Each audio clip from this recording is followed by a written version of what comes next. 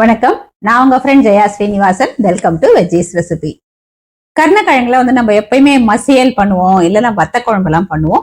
கருணக்கிழங்கு உடம்புக்கு ரொம்ப நல்லது அப்படின்னு எல்லாருக்கும் தெரிஞ்சாலும் ஒரு சிலர் இது சாப்பிடும்போது அரிக்கும் அப்படிங்கறதுனாலயே யூஸ் பண்ண மாட்டான். இன்னைக்கு நம்ம வெஜ்ஜீஸ் ரெசிபி கிச்சன்ல ஒரு சின்ன டெக்னிக் யூஸ் பண்ணி கருணக்கிழங்கு கொஞ்சம் கூட அரிக்காம அதே நேரம் டிஃபரெண்டா எப்படி நம்ம உருளைக்கிழங்கு ரோஸ்ட், சேப்பக்கிழங்கு ரோஸ்ட் எல்லாம் பண்ணுவோமோ அதே மாதிரி இன்னைக்கு நம்ம கருணக்கிழங்கு ரோஸ்ட் பண்ணலாம்.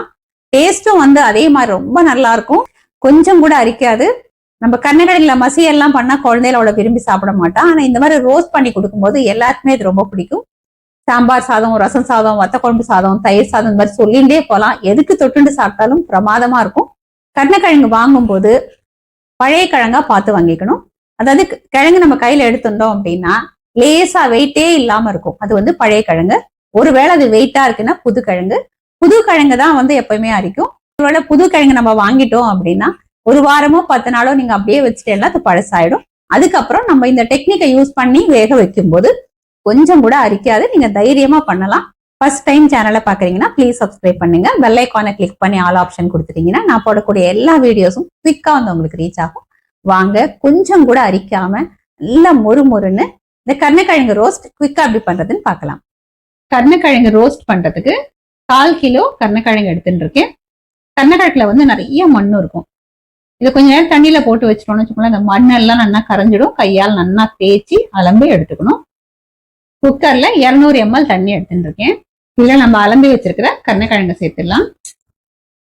இதுல சின்ன நெல்லிக்காய் அளவுக்கு புளிய சேர்த்துக்கலாம்.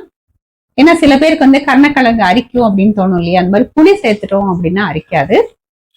இதுல கொஞ்சம் உப்பு, 1/4 டீஸ்பூன் மஞ்சள் பொடி. குக்கர் மூடிய மூடிட்டு 2 விசில் வர வரைக்கும் நம்ம வேக வச்சு எடுத்துப்போம். 2 விசிலுக்கு மேல வேண்டாம், ஏன்னா கருணக்கிழங்குக்கு அப்புறம் குழஞ்சு போயிடும். கருணக்கிழங்கு நல்லா வெந்தாச்சு. இப்ப நம்ம இந்த தோல் எல்லாம் எடுத்துக்கலாம். எல்லாத்தையும் இந்த மாதிரி தோல் எடுத்துட்டு நம்ம ரவுண்ட் ரவுண்டா கட் பண்ணி எடுத்துப்போம். எல்லாத்தையும் நான் தோல் உரிச்சு எடுத்துட்டேன். இந்த கருணக்கிழங்க ரொம்ப மெல்லிசா இல்லாம இந்த அளவுக்கு பீசஸா ரவுண்ட் ரவுண்டா நம்ம கட் பண்ணி எடுத்துப்போம்.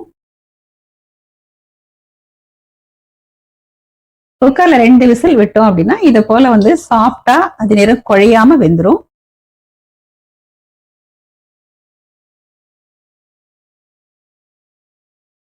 ஸ்டவ்ல ஒரு இரும்பு கடாய் வச்சிருக்கேன். 2 டேபிள் ஸ்பூன் எண்ணெய் விட்டுக்கலாம். இது ரோஸ்ட் அப்படிங்கறதுனால கொஞ்சம் எண்ணெய் அதிகமா தேவைப்படும். எண்ணெய் சூடானதும் இந்த கருணக்கிழங்கு எல்லாத்தையும் எண்ணெயில சேர்த்துருவோம். இதை உடனே திருப்பி விடாம ஒரு பக்கம் ரோஸ்ட் ஆனதுக்கு அப்புறம் நம்ம திருப்பி விட்டுக்கலாம். இப்ப பாருங்க, ஒரு சைடு நல்லா ரோஸ்ட் ஆயிடுது. இப்ப நம்ம திருப்பி விட்டுக்கலாம். நம்ம போட்ட உடனே திருப்பினோம் அப்படின்னா குழஞ்சு போயிடும். இந்த மாதிரி நமக்கு பீஸ் பீஸா ரோஸ்டா கிடைக்காது. எல்லாத்தையும் திருப்பி விட்டாச்சு. ஒரு சைடு பாருங்க நல்லா கோல்டன் கலர்ல மொறுன்னு வந்திருக்கு. சால்ட்டை மேல லேசா தூவி விட்டுக்கலாம். 1/4 டீஸ்பூன் மஞ்சள் பொடி. எல்லாத்தையும் மாதிரி மேல தூவிக்கலாம். நல்லா ரோஸ்ட் ஆகிறதுக்காகவும் டேஸ்ட்டும் கொஞ்சம் நல்லா என்ஹான்ஸ் பண்றதுக்காகவும் கொஞ்சமா கடலை மாவு தூவிப்போம். தேவையான அளவு மிளகாய் பொடி நான் ஒரு 3/4 டீஸ்பூன் எடுத்துட்டு இருக்கேன். கொஞ்சம் கருவேப்பிலை. எல்லாத்தையும் ஜென்ட்லா நம்ம மிக்ஸ் பண்ணி விட்டுப்போம். எல்லா பொடியும் நம்ம சேர்த்ததுக்கு அப்புறம் 1 நிமிஷத்துக்கு லோ ஃப்ளேம்ல வதக்கி விட்டுக்கலாம்.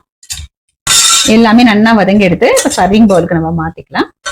கருணக்கிழங்கு ரோஸ்ட் ஃபர்ஸ்ட் கிளாஸா ரெடி ஆயிடுது. எவ்வளவு குவிக்கா பண்ணிட்டோம் பாத்தீங்க. நம்ம அந்த சின்ன டெக்னிக் யூஸ் பண்ணதால கொஞ்சம் கூட அரிக்கவே அரிக்காது. இந்த கருணக்கிழங்கு ரோஸ்ட் சாம்பார் சாதம், ரசம் சாதம், தொகையல் சாதம், வத்த குழம்பு சாதம் இந்த மாதிரி எல்லாத்துக்குமே தொட்டுக்கிறதுக்கு சூப்பரா இருக்கும். இன்னைக்கு நான் தக்காளி தொக்கு போட்டு சாதம் பசஞ்சிருக்கேன். இதோட இந்த கருணக்கிழங்கு ரோஸ்ட் நம்ம தொட்டுன்னு சாப்பிடலாம். தக்காளி தொக்கு வீடியோ ஆல்ரெடி நம்ம சேனல்ல அப்லோட் பண்ணிருக்கோம். No onion, no garlic. நீங்க பாத்திருப்பேன்னு நினைக்கிறேன். இன்கேஸ் மிஸ் ஆயிருந்தது அப்படின்னா லிங்க் நான் டிஸ்கிரிப்ஷன்ல கொடுக்குறேன், நீங்க பாருங்க. இப்ப இந்த கருணக்கிழங்கு ரோஸ்ட தக்காளி தொக்கு சாதத்தோட நம்ம டேஸ்ட் பண்ணி பார்க்கலாம். அட்டகாசமா இருக்கு. கருணக்கிழங்கு சாப்பிடுற மாதிரியே இல்ல, ஏன்னா ஒரு சேப்பங்கிழங்கு ரோஸ்ட் சாப்பிட்டா எப்படி இருக்கும் அந்த மாதிரி இருக்கு. கொஞ்சம் கூட அரிக்கவே இல்லை, ரொம்ப பிரமாதமா இருக்கு. மேல லேயர் நல்லா கிறிஸ்பியா இருக்கு, உள்ள நல்லா சாஃப்டா இருக்கு. நம்ம திருப்பி போட்டதுமே உப்பு, காரம், மஞ்சப்பொடி அதெல்லாத்தையுமே தூவிட்டோம் அப்படின்னா இந்த உப்பு காரத்தை இந்த கிழங்கு நல்லா அப்சர்வ் பண்ணிடும். அதுக்கப்புறம் நீங்க நல்லா மிக்ஸ் பண்ணிட்டே அப்படின்னாலே போதும். சூடா சாப்பிட்டா ரொம்ப நல்லா முறுமுறுன்னு இருக்கும். சூடு ஆறியாச்சுன்னா கொஞ்சம் சாஃப்ட் ஆயிடும். கருணக்கிழங்கு உடம்புக்கு ரொம்ப நல்லது. குடல் சம்பந்தப்பட்ட எல்லா பிரச்சனைகளுக்குமே ஒரு நல்ல தீர்வா இருக்கும். வாரத்துல ஒரு நாளாவது நம்ம பண்ணி சாப்பிட்டுக்கணும். வேற ஏதாவது பண்ணாலும் ஆத்துல அவ்வளவு சீக்கிரம் ஒத்துக்க மாட்டா, வேண்டாம் அப்படின்பா. ஆனா அந்த மாதிரி ரோஸ்ட் பண்ணி கொடுத்தேன்னு வச்சுக்கோங்க, நீங்க டெய்லி பண்ணி கொடுத்தாலுமே சாப்பிடுவா. அந்த அளவுக்கு டேஸ்டாவும் இருக்கும். இதே மாதிரி இதே மெத்தட்ல இதே அளவுகளோட இந்த டேஸ்டியான கருணக்கிழங்கு ரோஸ்ட்டை நீங்க கண்டிப்பா ட்ரை பண்ணி பாருங்க. கொஞ்சம் கூட அரிக்காது. ட்ரை பண்ணி பார்த்துட்டு எப்படி வந்ததுன்னு கமெண்ட்ல சொல்லுங்க. லைக் பண்ணுங்க, உங்க ஃப்ரெண்ட்ஸ் அண்ட் ஃபேமிலியோட ஷேர் பண்ணுங்க.